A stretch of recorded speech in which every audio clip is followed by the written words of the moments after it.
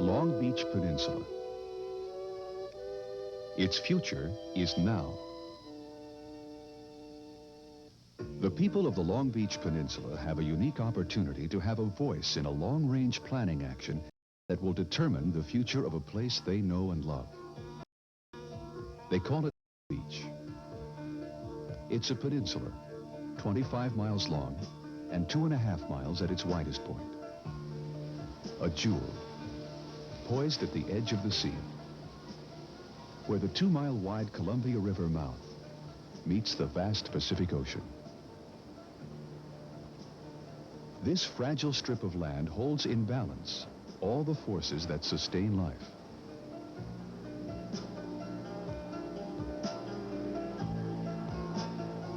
The peninsula is vulnerable to the converging forces of nature, which continually mold and form the land. A major portion of the peninsula consists of a dune ecosystem. It is a complex and delicate system, resulting from a unique combination of processes. Its maintenance depends on a constant supply of sand, transported by water and air movements, and stabilized by specially adapted vegetation. Of the state's 2,300 miles of marine shorelines, only 54 miles, or barely 3%, have dunes. The dunes on the peninsula provide a natural barrier against inundation from high tides and storms, and against wind-blown sand. As a recreational destination, the dunes and ocean draw more visitors than any other feature in the state.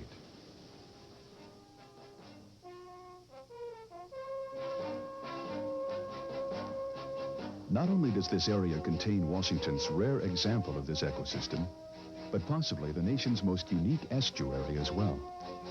Estuary is normally considered to be the interface between fresh and salt water, and Willapa Bay is a perfect example of it. We have several small streams which flow out of the Willapa Hills, delivering fresh water into a fairly large brackish water basin. Brackish water meaning a combination of the fresh and the salt water. Salt water primarily coming through the mouth of Willapa Bay on the end of the peninsula. What makes Willapa Bay unique among bays on the west coast is that we have very little heavy industry located on the periphery of the bay, and our primary industries tend to be related to the natural resources. The Willapa Bay and the Long Beach Peninsula are extremely vulnerable to human impact. Human livelihood on the peninsula is sustained by 4 key resource-based economic drivers. Today, more than ever, clean water availability and a clean environment are crucial to the economy. Since the loss of jobs in forestry, the oyster growing industry is the largest employer in all of Pacific County. Approximately 400 people are employed by the industry, and we ourselves in our plant employ about 100 people full-time. Willapa Bay is the cleanest bay in the United States at the present time, and it's a continuous effort to maintain that cleanliness. Not only are we concerned about pollution which might come from the Long Beach Peninsula and from the mainland area, but we're also concerned about potential pollution coming down the Columbia River and possible pollution from oil spills or problems on the ocean.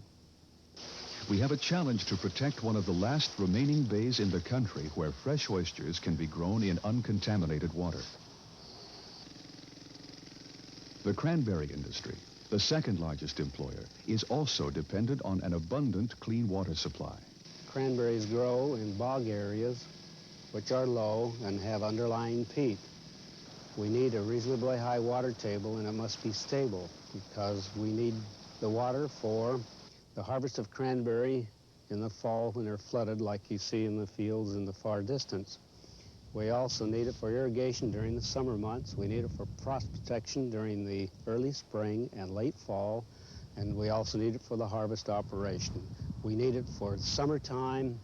When the temperature reaches 80 degrees, we must then sprinkle the bogs, irrigate the bogs to prevent them from overheating. Each owner has his own ponds. This is the water, storage water used for the farm. If there is any change in the water table, then it is going to affect cranberry industry drastically. I'm Malcolm McPhail, the chairman of the Long Beach Flood Control District, and our primary concern is to drain off excess floodwaters during the wintertime. The principal problem is that these waters back up into septic tank drain fields, into backyards, over shallow wells, and this sort of thing, and are a real source of pollution. We're also, the flip side of that is that we're just as concerned about maintaining as much water as we can on the peninsula. We're concerned about the quality of water we put on the bog, but we're also just as concerned about the quality of water that leaves our bog. The third economic driver on the peninsula is tourism, including the second home industry. Clean water and a healthy environment are essential to attracting visitors to the Long Beach Peninsula. Increasingly, people want to escape the congestion and ills of the urban centers. The lack of a safe drinking water supply or a septic tank moratorium would have a devastating effect on tourism and retail business, as well as future residential building on the peninsula. The fourth economic driver is the retirement community, which represents half the year-round population of the Long Beach Peninsula. The retirees' contribution to the economy sustains the local merchants year-round, especially when all the visitors are back at home. For the peninsula to continue to attract retirees, the quality of life must be high. Our environment is clearly the biggest selling point for those coming to the area. I've been here but 3 years. I moved here from an urban area, a suburban area actually, that lost control. It was no longer a pleasant place to live. I think I've discovered paradise. I have the ocean on one side, the bay on another, a beautiful river at the foot of the peninsula. I hope it stays this way. We can learn from the mistakes that have been made. We can look back at Chesapeake Bay and see the awesome price we're paying today because we're wasting a national treasure. We still have a national treasure left in the Willapa Bay and its environs. And it's in our economic interest, as well as our environmental interest and our aesthetic interest, to make sure we preserve it and use it. Now let's look more closely at the relationship between the economy and the ecology of the area, and why planning for our future is so important. Clean drinking water availability is essential to development of the local economy. Lack of it could stifle any attempt to provide economic growth. We have seen that availability of water is important in cranberry growing and harvesting operations and oyster processing. Second home builders and potential investors in a growing retirement community could be discouraged unless available clean drinking water is assured. In the early 70s, in 1973, a decision was handed down by the courts that Ilwaco had very poor water rights on Black Lake, our source of water. In fact, it was 32nd on the list. Shortly after that, through testings by the government, we found our water of very poor quality. It was the 5th worst in the United States. Shortly after that, the town of Ilwaco went into agreement with the town of Long Beach, and we built an intertie between the two areas so Ilwaco could get surplus water from Long Beach. We drilled 2 wells at the cost of around $50,000, plus we explored a couple other wells that were down that was put in by the government, and found them all, 3 of them to be of salt water of very poor quality, and 1 of them had suitable drinking water, but it was very small amount, just hardly enough for one house. Shortly after that, then, we decided that the only place to go for water was the Indian Creek. At that time, all the community down here was given a chance to participate in this project. The DSHS had agreed to put up 40% of the funding for that, too. and we finally decided that we'd have to go it alone because it was the only place for us to get water. The source of Indian Creek for water is important for the whole community. It has the potential to supply water for the whole peninsula. The potential is there, but it will take further planning, cooperation, and funding if a peninsula-wide water system is ever to become a reality. My name is Gene Neva, and I'm a land surveyor and an engineer that works with people that develop their property. And I do platting, land use studies, surface water studies, groundwater studies, everything that relates to the development of land and the use of it for residential purposes. Our point of view varies somewhat from some of the other interests on this peninsula in the fact that we look towards land as a place to live upon. And we try to, at all times in development, to take into consideration all the facets that might affect lands around us, and that's environmentally as well as aesthetically. I do feel that there's room for both the industries on this peninsula, that is the cranberry growers, the agriculturists, whom are getting fewer because of the very nature of the peninsula and of the oyster people, that there is room for logical, sensible development of land and retain natural areas and wetlands, and still supply nice home sites for people who like to come to this peninsula and retire. And it's a nice place to retire. Nice place to retire. The peninsula can provide home sites as long as pure water remains plentiful. The Department of Ecology has sounded a warning that with the growing number of septic tank systems being installed on the narrow peninsula, we run the risk of potential groundwater contamination. The largest potential health hazard from the use of septic tanks along the peninsula is the contamination or potential contamination of the shallow groundwater aquifers that are used for domestic water supplies. The shallow aquifers in this area are not protected by impervious layers, allowing direct access of pollutants and health-threatening chemicals and biologicals such as bacteria, virus, directly into the water tables. In some areas of the peninsula, the density is already so high, like 1 unit per every quarter acre, that there may be already local contamination in pockets or areas where these densities occur. The general rule of thumb is that a potential hazard exists to the water table where densities are approximately 1 house per acre in sandy soils. In the contamination of the groundwater, one thing we have to consider, whether be it from septic systems or other sources of contamination, that there's a dual hazard to the water table. Most people think generally in terms of bacteriologic disease-causing organisms. There's also the danger of certain chemical contaminations such as nitrogen and heavy metals.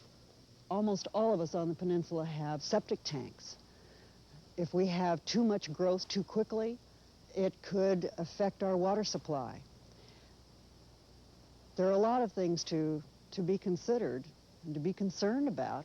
We're okay now, and we want to be sure it stays that way. We need to seriously consider initiating peninsula-wide monitoring of groundwater for bacterial and chemical contamination. And we need to be aware that removal of too much fresh water from the ground will eventually allow salt water to intrude into wells. Now that we are being discovered by many, many people, and our population is increasing so greatly, we have to do something about our environment and how to handle the sewage, the waste, the garbage, the water, and that sort of thing that everybody has to have when you live in close proximity to each other.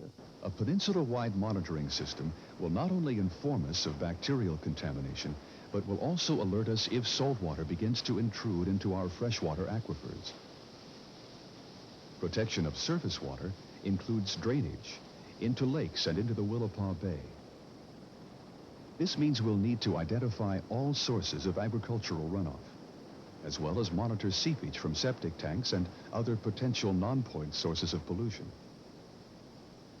Throughout the peninsula, shallow bodies of standing water, with their various associated wetland plants, act as a filter, taking out and containing many pollutants. The wetlands also continually recharge the groundwater aquifer under the peninsula. Filling in wetland areas for development could severely impact groundwater supply and quality.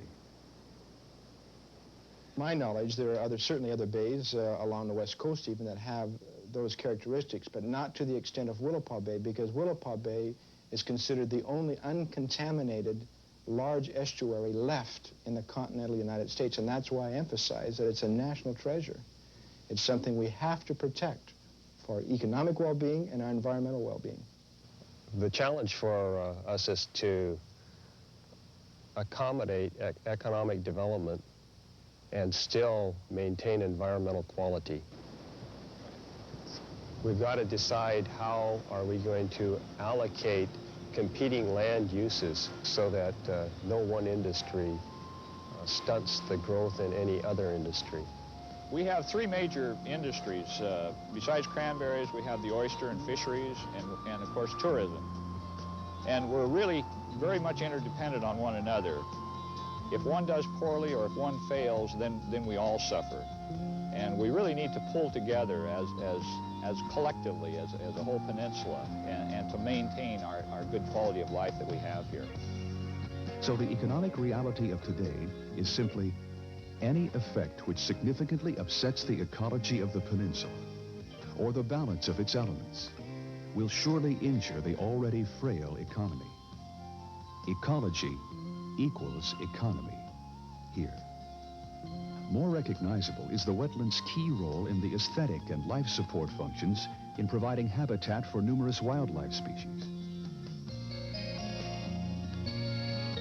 Either we sustain the peninsula, or it won't sustain life. Theirs or ours. You know, we have the opportunity here to map our future. We have all the factors coming together in the Long Beach Peninsula that can make or break a community and make or break our future. The comprehensive plan that we're looking at in association with the Department of Ecology is something that if we don't do, we could very well destroy everything that we love. Water quality is of utmost importance. Surface water, groundwater, and with this plan, we are going to merge, I hope, be able to take a look, at least, as a community with a task force made up of members of this community to be able to take a look at what our economic needs are and what our environmental needs are, and to recognize that those needs are one and the same.